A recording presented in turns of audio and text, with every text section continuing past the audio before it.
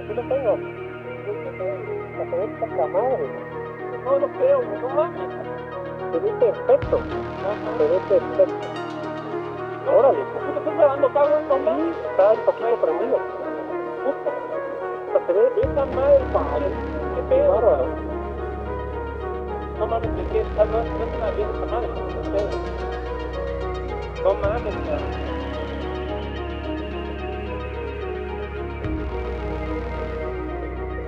Hey everyone, welcome to Mountain Beast Mysteries. I have a really interesting piece of UFO footage that I want to talk about today. This happened in 1997, August 6th.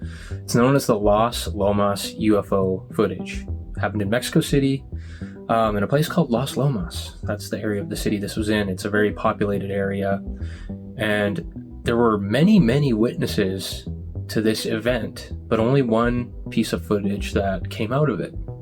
The story goes is that there were a couple of guys who were in a building close by who were having lunch, and they ended up seeing this craft outside, and they quickly went to their boss's office because there was a camcorder in there.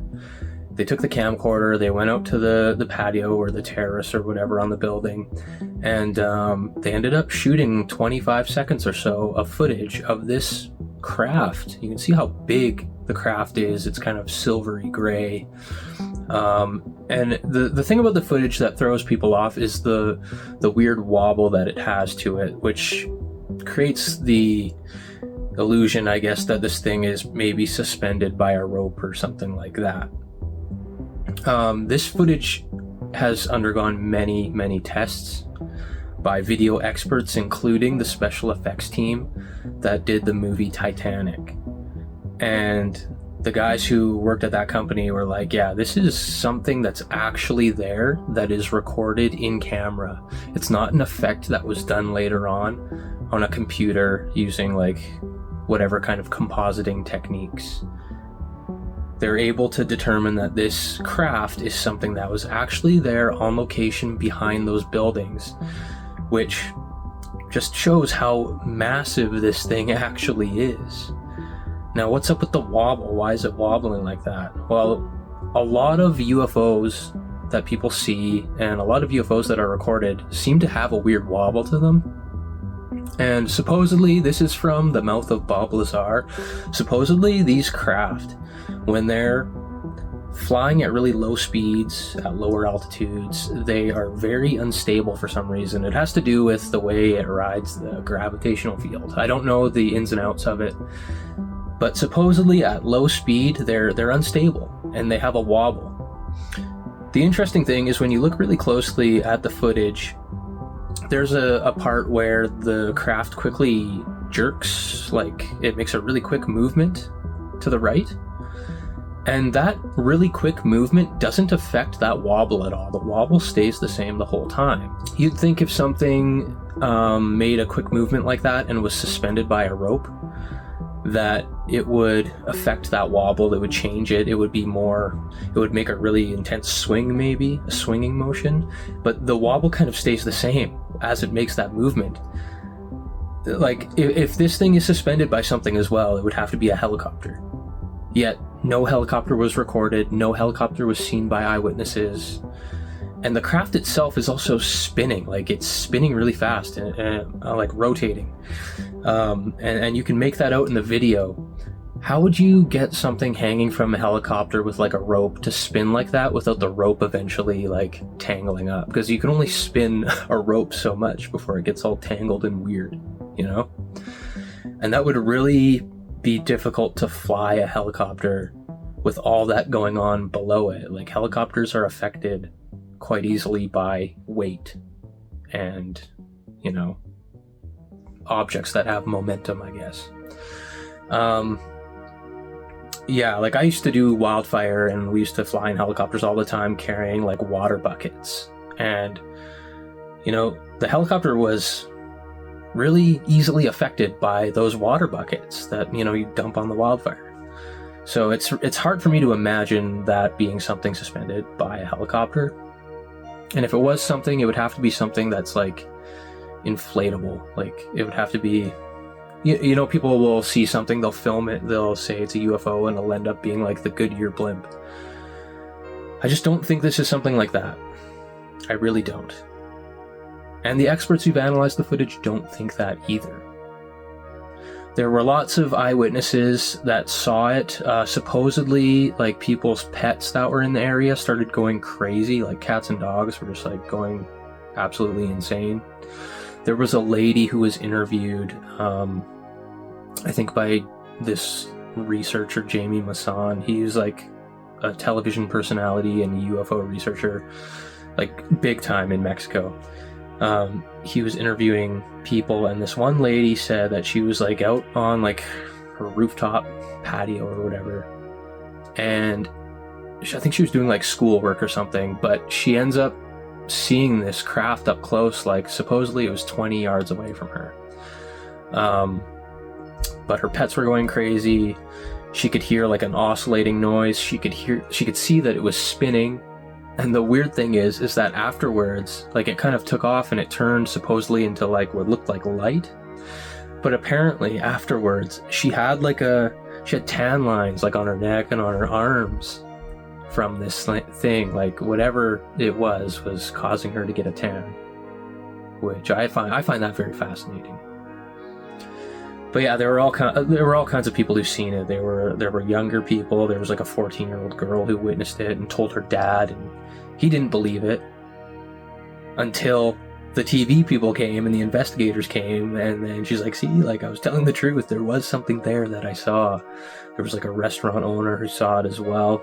And this happened in broad daylight too. Like, it's in the middle of the day, a bright day, like, and it's massive. Why would this thing show up in an area that is so populated? Like, it's as if it wanted to be seen. Why do they do that? All the stuff I've seen, all the weird stuff I've seen in the sky has also been in a really populated area, like right downtown in a big city. However, the stuff I saw was always at night. It was never at day. It was always late at night. Like, usually go out at about 11:30 or like around midnight, and that's when I would see stuff. And then it would occur pretty much all throughout the night.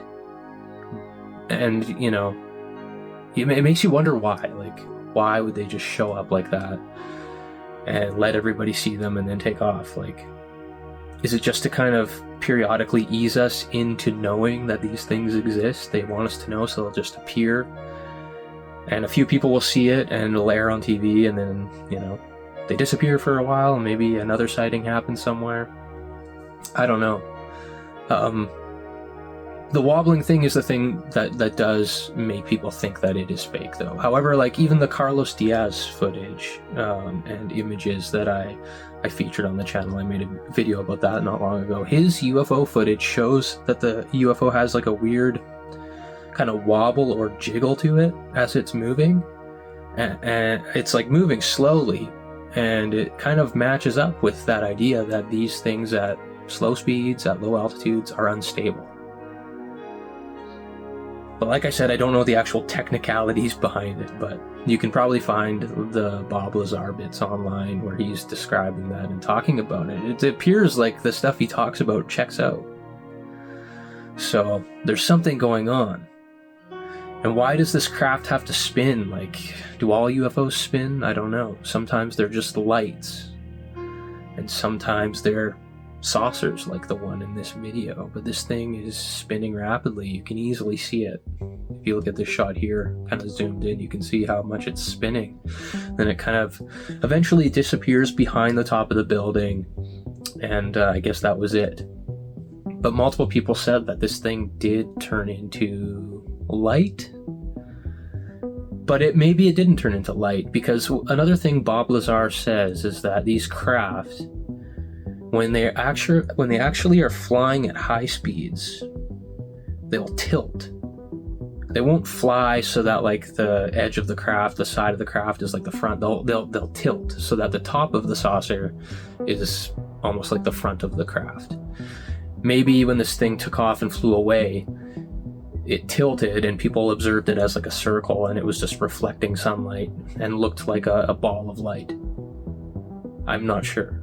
But there's also Stephen Greer. He'll say that these craft, when they're partially materialized into this reality, they will be perceived by us as light, as orbs, and not as a solid craft. You know, when they're fully materialized, they're a solid craft, but if they're coming in and out of this reality, they'll look like light. So that could also be what is going on. At the very beginning of the footage, you're looking at like a more wide angle. The camera is zoomed out and you can still see the UFO there. And then they zoom in with the camcorder and get that tighter shot that you have for the majority of the clip. The video experts who analyzed it, the people who were working on Titanic, they said that doing that zooming motion is like very, very hard to do as a compositing effect. It's easier to do nowadays, like it's much easier to do with the technology we have and the software we have, but back in the 90s, on like a cassette, using the more primitive software back then, which was harder to get a hold of, like the average person to get a hold of that kind of thing, it was really, really, really hard to do, to match the motion of the camera and the object and everything else in the scene. Like you have to track the motion of everything so that it lines up. If you, I don't know how to really describe this, but like if you're doing compositing for special effects, it's easier to do special effects, to add things into a frame when the camera is perfectly still and not being handheld. Because the object in the frame that you're filming, like if it was a UFO, you'd have to match the motion of the camera to that object. And nowadays you can do it in like Adobe or Blender quite easily. You can track motion of objects and have it look like there's something naturally there. But like back in the day, that was really hard to do. And these people who worked on Titanic were like, yeah, whatever this is, we're pretty convinced that it was shot in camera, because the motion of the camera and everything is so natural, and it's literally perfect. Like it's perfect. It doesn't appear to be a composition in any way of multiple elements of film or tape or whatever. So that is fascinating. That just shows that whatever it is, there's an object there on location that is huge, and multiple people seen it. And there has been people who have come out and said like that it's fake or that it's a hoax because of this and that, but their reasons and their evidence against it aren't really that good at all. The evidence for it is a lot better. In my opinion, I think this is legit. And, you know, it's an amazing piece of footage. It's crystal clear. At the resolution it's at, it's crystal clear. You know, it's an old piece of footage. It's almost 30 years old. But it's been analyzed by many people. It's been seen by multiple witnesses on location who hadn't even seen like the tape. The tape wasn't even out yet or released to the public. And these people witnessed it and were talking about it before the tape even came out. And their accounts and descriptions of it matched what was on camera. I think, yeah, the footage was shot in August, the 6th of August, 97, and I don't think the tape was received by, it was sent to a TV studio. I don't think it was received by them until something like the 26th of September, so later in the next month. So yeah, and people going to like investigate the actual location, like those buildings that it was flying behind, like they were stopping people from going in and like investigating, like that Jamie Masson guy. Like they were initially they let him in, but eventually they're like, no, you can't come in here. You know, they were acting pretty shady. So I wonder what was going on. I wonder if like government people ever went there and were like investigating themselves. I don't think anything was ever seen or, you know, turned up like describing anything like that. Nobody's seen like government people going in there, but there's a high possibility that they probably were, because it's a pretty substantial piece of footage. If it is fake, it is something suspended by a helicopter or a crane or something, but I mean you can't see either of those at all in the footage. You got that wide shot, which is awesome, that zooms in. A really hard effect to do. And you don't see anything. You don't see a helicopter or anything like that. It's not suspended by anything. It's like it's riding some sort of weird gravitational wave with the way it's wobbling, or, you know. If it's something fake, it has to be something that's like inflatable or an airship or something like that, and it has to be suspended by something. And it just doesn't appear that way at all. Like, there's no evidence to support that. Nobody heard a helicopter. Helicopters are really loud. And I just feel like a helicopter would have trouble moving that thing like it's moving with the constant rotation of it. And even that jerky movement it doesn't like swing after it does it. It just kind of maintains its position and its weird wobble. So, I don't know. I think this is a great piece of footage. I think it's legit. But I could be wrong. It could be a hoax. You know, I have to say that because I don't know for sure. But to me, it's pretty convincing.